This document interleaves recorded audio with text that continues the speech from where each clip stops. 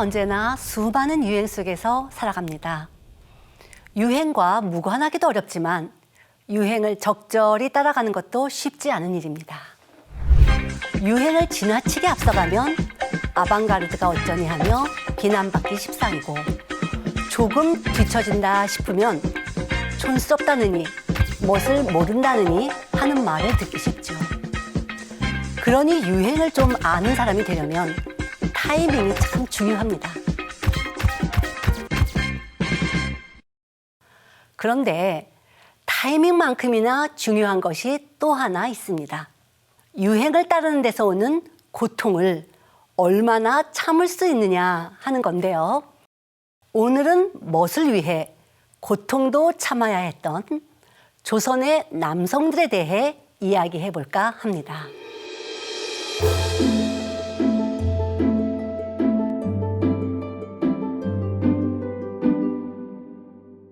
조선시대 남자들이 아침에 기상하여 제일 먼저 하는 일은 상투를 트는 일입니다.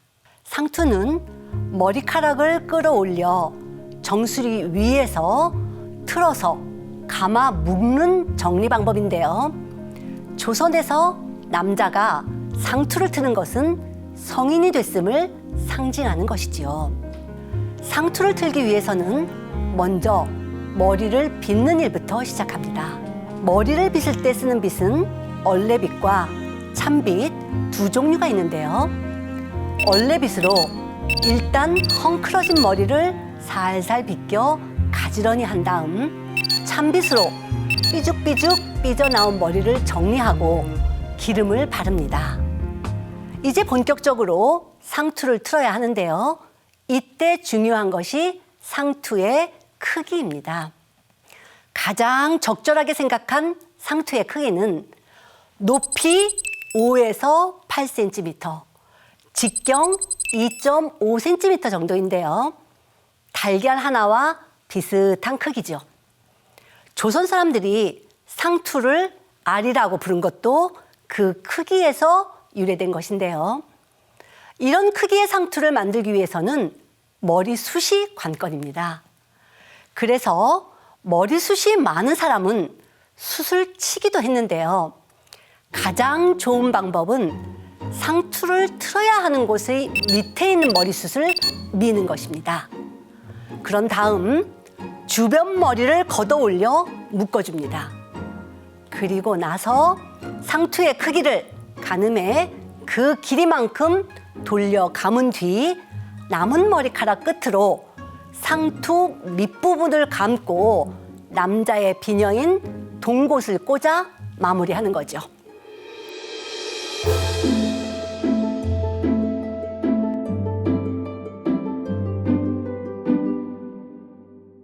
상투를 튼 다음에는 이마에 망건을 두릅니다. 망건은 상투를 튼 후 흘러내리는 머리가 없도록 깔끔하게 정리하기 위해 사용하는 일종의 머리띠인데요. 조선의 망건은 말총으로 만들었습니다. 말총은 표면이 매끄러워서 더러움이 잘 타지 않고 자연스러운 색깔이 고와 중국에까지 그 명성이 자자했는데요. 망건의 구조를 좀 더 자세히 살펴볼까요? 앞부분은 이마가 훤히 들여다 보이도록 망사로 되어 있고요. 당과 편자는 촘촘하게 짜 올이 풀어지지 않도록 마무리 역할을 합니다. 망건의 아래쪽 가장자리인 편자 부분에는 귀 아래쪽에 관자를 달아 신분을 드러냈습니다. 그리고 망건의 위쪽 가장자리인 당 부분에는 앞 이마의 중심에 풍잠을 달아 가시 벗겨지지 않도록 했습니다. 망건을 두를 때에는 당줄을 머리에 맞게 잡아 당긴 후 관자에 걸어서 상투에 동여맵니다. 그런데 유행에 민감했던 조선 사람들은 단순히 망건을 이용해서 머리카락을 정리하는 것에 만족하지 않았습니다. 이 망건을 어떻게 두르느냐에 따라 인상이 180도 달라졌기 때문이죠. 조선의 실학자 이덕무는 망건이란 머리털을 싸매기만 하면 되는 것이니 바싹 죄엄해서 이마에 눌린 흔적이 있게 해서는 안 되고 늘어지게 매서 귀 밑에 흩어진 털이 있게 해서도 안 된다. 눈썹을 눌리게 매지도 말고 눈꼬리가 위로 치켜들게 매지도 말라고 하였는데요. 사실 이 말 속엔 당시의 유행이 담겨 있었다고 해도 과언이 아닙니다. 망건을 어찌나 바짝 동여맸던지 이마에 상처가 나기도 하고요. 심지어는 피가 흥건한 경우도 있었다고 하죠.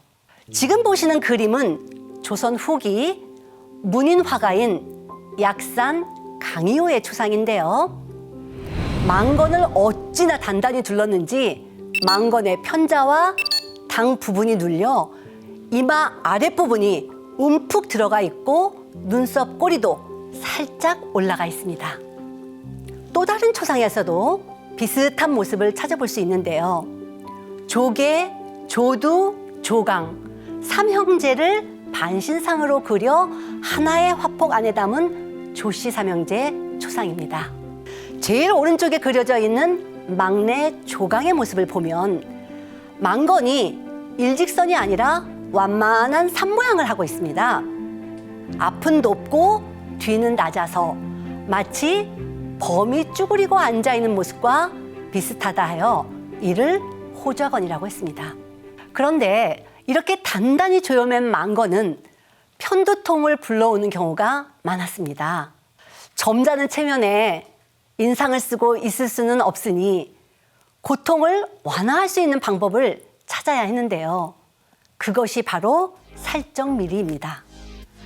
살적미리는 대나무나 바다거북의 등딱지 또는 무속 뿌린 서각으로 만든 작은 막대기를 이루는 것으로 길이는 11cm, 너비는 1.3cm 가량입니다. 살적은 관자놀이와 귀 옆에 난 머리털을 가리키는데요. 망건을 쓰고 빠진 머리카락이 있으면 이 살적미리를 사용해 망건 속으로 깔끔하게 집어넣을 수 있죠. 그런데 이 살적미리에는 또 다른 용도가 숨어 있었습니다.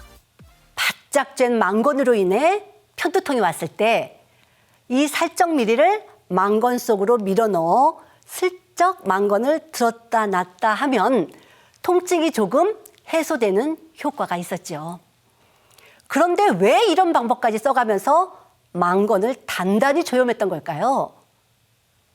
망건을 졸라매면 이마가 팽팽해지고 볼록 튀어나오기도 하죠.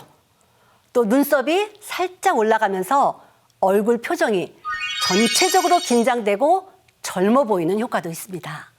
또 망건을 바짝 졸라매면 벗을 때 당줄을 풀지 않고도 위로 잡아 올려 한 번에 벗을 수도 있는데요. 이렇게 되면 망건을 벗을 때 앞 이마 쪽으로 난 털이 같이 빠지는 경우도 흔했습니다. 당시 세속에서는 머리털이 벗겨진 것을 출세하는 상으로 여겨 이마를 훤칠하게 보이기 위해 머리털을 미는가 하면 족집게로 뽑는 경우도 있었다고 합니다.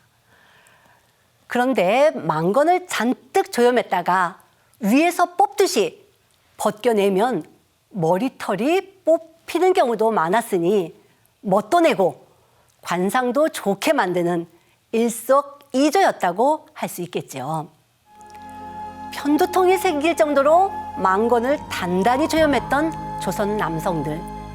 그 유행에는 젊음과 멋을 위함도 있었겠지만 출세를 향한 야망도 한 몫을 차지했던 게 아닐까 하는 생각을 해봅니다.